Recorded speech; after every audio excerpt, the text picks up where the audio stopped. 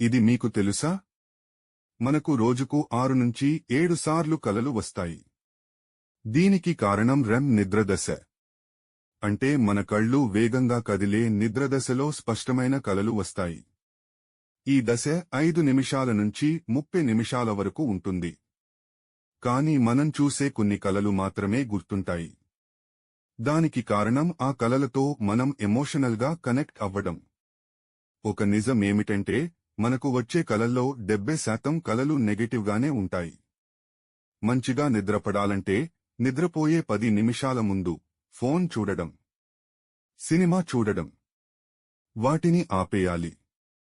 అలాగే రోజంతా జరిగిన 3 మంచి విషయాలను పేపర్లో రాసి నిద్రకు ముందు వాటిని చదవాలి.